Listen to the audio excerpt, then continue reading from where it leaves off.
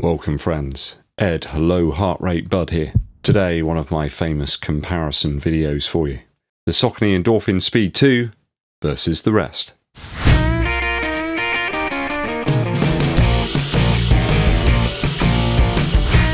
Hey midsole mashers, thanks for joining me here on EDDBUD Running Shoe Reviews. It's always appreciated. Today we are comparing the V2 of the best shoe of 2020.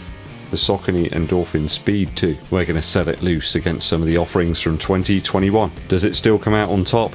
Let's dive in.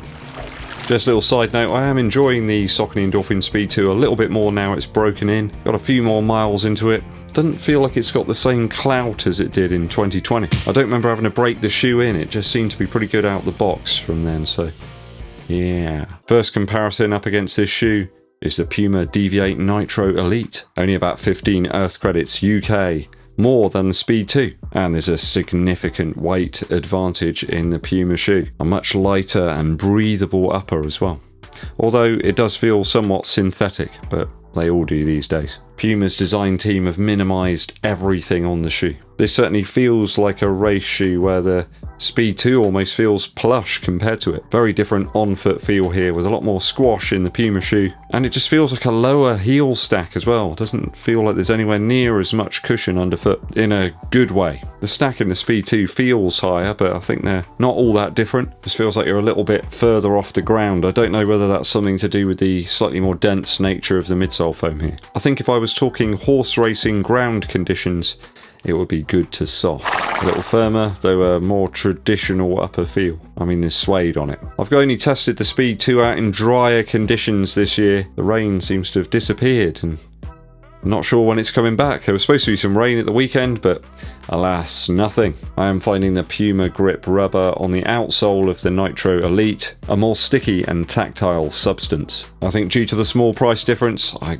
gotta say if I could only have one, it would be the Puma DEVIATE Nitro Elite in this case. I just feel you're getting a little bit more shoe for your money, but less shoe in actual weight. There's just a lot of bells and whistles here that I just don't need. You know, I'd race in this, I'm not sure I'd race in the Speed 2. Next up, the Rebel 2 from New Balance. Again, lighter, squashier, and simpler upper here in the FUELCELL Rebel 2. A lower price, and it seems to work really well for a load of you viewers out there. The Rebel's so light and carefree. It's almost like a mismatch against the Speed 2, really. I just find that shoe a little bit more controlling in terms of your foot strike. The Rebel 2 with its very compressive midsole, along with its bigger brother, the RC Elite version 2, allows you to open up that stride a little bit and certainly softens any landing regardless of your foot strike. Finding the Speed 2 a little bit more picky in terms of how it wants you to run. You could say it's a midsole Gordon Ramsay, and it limits your menu to a more sort of rolling feel. You need to adapt your style a little bit, I think, to a speed Swiss roll. The technology and the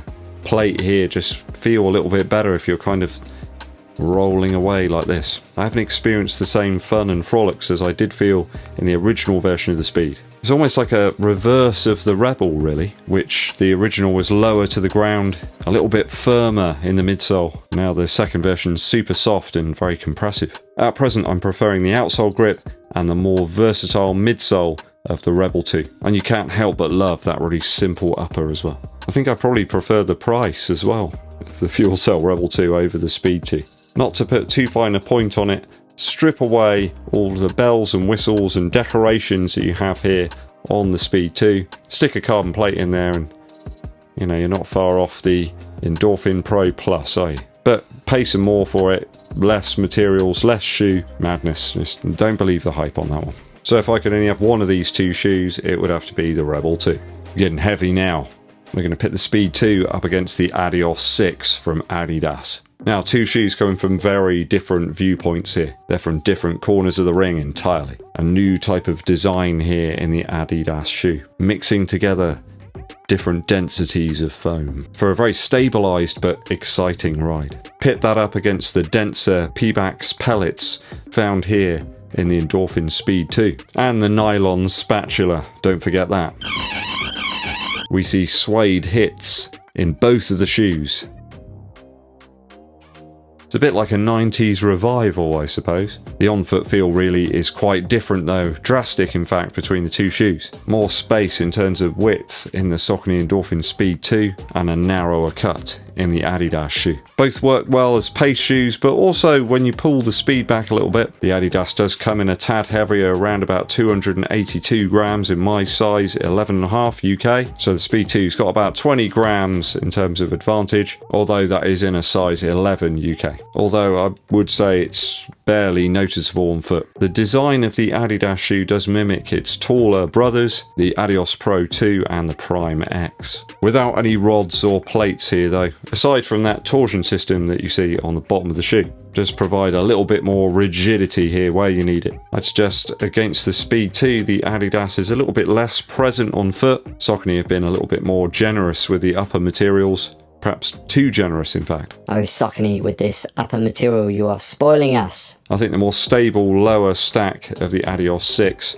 is the one for me. I think it'll probably suit more runners as well. I think people just want a slightly more stable shoe these days, but with a bit of squash up front. And you've got to say it's 45 Earth credits cheaper than the Speed 2. That's a lot of money. Enough said on this comparison. If I had to have one, it would be the Adios 6. Easy. A bit of a wild card next, one you probably wouldn't think of really, but it's in that kind of same price category area. The New Balance Fresh Foam 1080 V11, Fresh Foam X or whatever. I really enjoyed the 1080 V10 back in 2020 when I reviewed it for the channel. I found the high level of cushion in the midsole though better for impact protection rather than any propulsive qualities. Just didn't really seem to have all that much energy return there. More like an energy sponge. I see its main advocates looking for a shoe that's more about impact protection over the miles. Just a more firmer, dense type of cushion here. Mainly for protection of the joints and muscles, I suppose. That is a big thing for some people. They don't want something that's super squashy, they just want something that's going to soak up the miles. Where the Speed 2 feels like it's got a little bit more versatility about it, certainly compared to the 1080 V11. Found the outsole grip was a bit lacking on the 1080 V11, certainly in very wet conditions. I think the outsole could do with an update here, along with the Saucony Endorphin Speed line as well. Certainly a thicker upper here on the Fresh Foam 1080 V11, more flexible and far more stretchy than found on the Speed 2. I think it's a bit of a horses for courses type situation here. You got a more up-tempo sort of shoe in the Speed 2, which is serviceable still at lower paces, but I think the inherent bulk of the 1080 V11 makes it more of a daily shoe really, ideal for stuff that's below aerobic pace. Perhaps even a great long slow Sunday cruiser. Not all that much in it price-wise, really. I think the Speed 2 would probably be my choice between these two. If I could only have one of them, I just think it's the far more versatile choice. A quick bonus shoe here, I'm going to throw in this Saucony Endorphin Pro 2. Now, do I feel it's worth having both of these shoes? Absolutely not. I think you probably get away with the Pro. I think if you want something that's got a carbon plate, much better upper, the fit just seems more on point, less bells and whistles here that you just don't need. I think it's worth spending the few extra Earth credits to get the Pro rather than the Speed 2. I think there's better stuff out there now you can use as a training partner to the Pro. As I've shown in this video, there's 2-3 shoes there that really do provide a great alternative to the Speed 2, and they're much cheaper, so you can save your cash and put that towards the Pro 2. Garden Centre. Not so much. Beast, have you touched this one or done something to it? Oh. What do you make of my comparisons today, guys, against the Speed 2? Is it a shoe that you're really loving, or is it missing the mark somewhat? Let me know down in the comments. A quick musical interlude for you.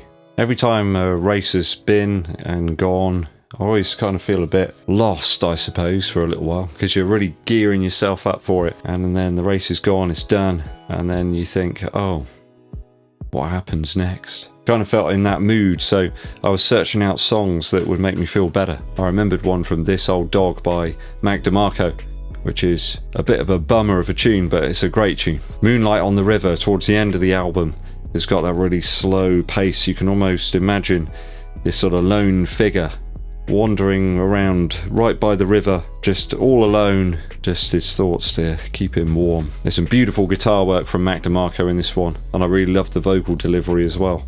It's one of those sinister Mac DeMarco songs. It sounds quite a poppy thing, and then you realise it's got this sinister undertone. There's some fantastic other great tracks on this album too. Certainly want to check out if you haven't heard any of Mac DeMarco's material before. This Old Dog, by Mac DeMarco.